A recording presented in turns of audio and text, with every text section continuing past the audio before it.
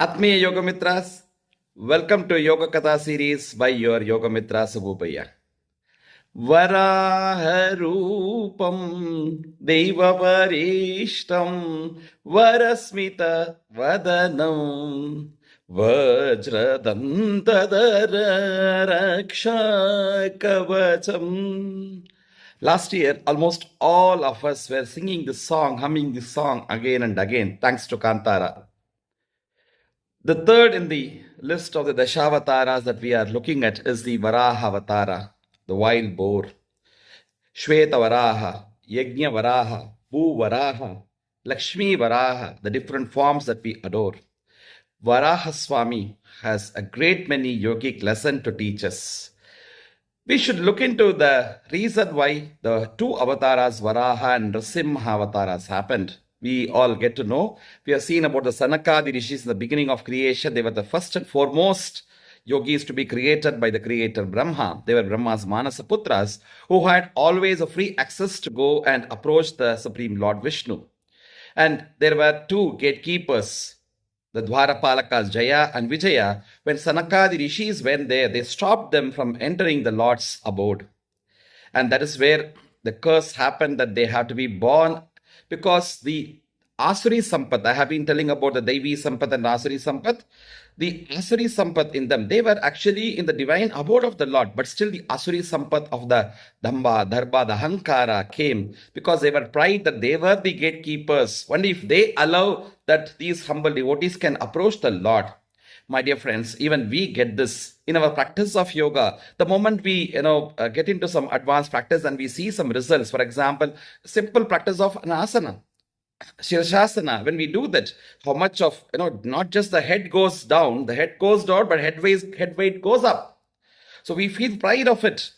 And then when we get closer and closer to sometimes the gurus and all, we feel, oh, we are the custodians of them, and try to, separate the others from the gurus and all. These things happens usually in the field of yoga also. So this is a lesson that we need to learn from the effect which happened to Jaya and Vijaya.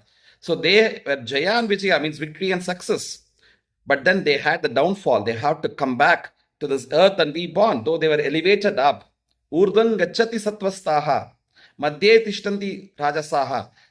The tamasa people falls down. Patanti narakeshichau. So they have to fall down and take birth in this earth as the demons. And Hiranyaksha, his eyes, Hiranya means the gold. He had the kanchana, the gold in his eyes, means he was always looking for the materialistic pleasures, right? Sri Ramakrishna Paramahamsa has to say the yogis should avoid two things, which is kama and kanchana.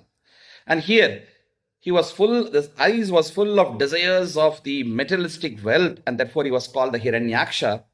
And to devour him, to finish him, the Lord has to come in the form of the Varaha, because he had taken the earth itself because of his materialistic, the ambition that it was to have a decent materialistic ambition as grihasthas, as normal human being is fine, my dear friends. But he had the complete ambition, like today's politicians and all people, that he had to take over the entire earth, the possession of the entire earth. The earth is for everyone to live in. Mother Earth, Dharti, Bhumi Mata is for all of us. But he wanted to possess everything. Today also land grabbing and all which are happening, very relevant. We have Hiranyakshas even today. And so he took over the entire earth and hid her under the deep waters, and therefore Bhagavan Vishnu had to come as the Varaha Avatara, the wild boar, and he went deep down, and then he vanquished, he finished, he completed, he destroyed Hiranyaksha through his divine powers and brought back Mother Earth. Therefore he is called a Bhumi Varaha or Bhu Varaha. So when we look at this, we can actually understand when in the Western countries and other philosophies, when they did not even know that earth is round, spherical, earth was flat like a mat for them. But here is our Bharatiya Samskriti. Today we are talking of the IKS, Indian knowledge system, Bharatiya Samskriti. Thousands of years back in our Itihasa and Puranas are spoken as Bhu Gola, and the Bhumi Mata was lifted up by Bhu Varaha, the spherical form of Bhumi, by the wild boar form of Varaha Swami. And Varaha here also indicates that the presence of Lord in every form. We sometimes look at human as the greatest personality, and other animals, especially things like the pig or the boar, to be something very low. Here we understand that yoga says that Bhagavan is everywhere. Sarvatra, Sarvabhudeshu. And therefore, here it shows that even in this boar form, the wild boar form, in the form of Varaha also, Bhagavan exists. It's not just in that avatara. We go to the temple and worship him there as Bhuvaraha and fail to see him in the presence of the ordinary creatures which roam around nearby us. And Varaha, it cleanses the earth to make us live in a pure, wonderful environment. It takes up all the dirt that we throw upon. That is how Mahatmas, that is how the yogis, for the sake of protecting this earth, that is how, for the sake of keeping us to be pure, they take all the impurity we put upon through the sadhana and radiate the strength of positivity and the power of the goodness that they sent around, my dear friends. And that is what we learn from Varaha Avatara. So we should be humble. See, Varaha, he is lifting the earth up and coming up. But before that, he had to bend down, go down deep into the waters, and then he brings the bhumi. So if you have to go up in the life, you need to go down deep. The root should be deeper is again one more lesson that we can learn. So much of lessons that we can learn from all these wonderful incarnations of the Lord.